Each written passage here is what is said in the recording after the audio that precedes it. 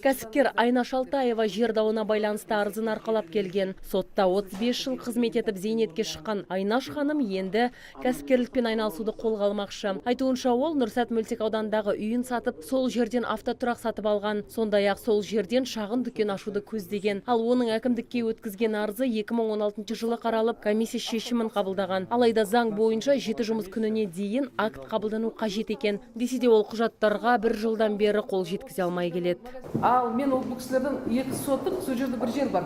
2 сотық сұрап атқан жерім менің. Анау егер контора ашсам, машина келу керек, не келу керек.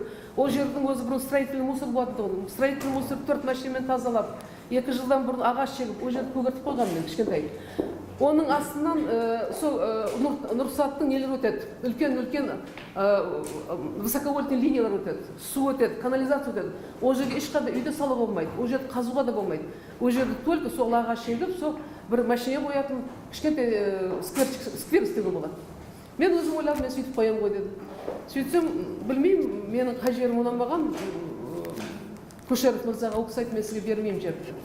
Жауаптылар кәсіпкердің сатып алған автотұрақтағы жерден қандай бизнес түрін ашқысы келсе де қолдайтынын айтқан. Дегенмен Айнаш ханымның сұраған 2 соттық жерді бермейтінін жеткізіпті. Бизнес өкілі мамандар тіпті сұрап отырған жердің қай жерде орналасқанында келіп тексерген жоқ деп отыр. Ал қала әкімінің орынбасары Нұралхан Көшеров іскер әйелдің шағымына былайша жауап берді.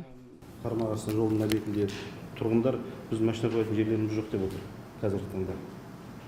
Бұл жерде өйткені паркинг қаралмаған, 2 этажды коттедж үйлер.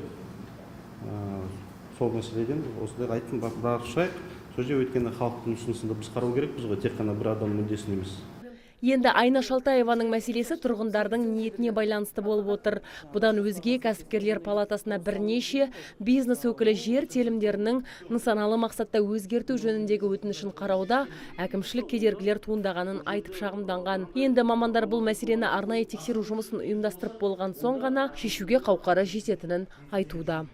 Азиза Мадияр, Бахадур Тәжібаев, ТВК телеарнасының жаңалықтар қызметі.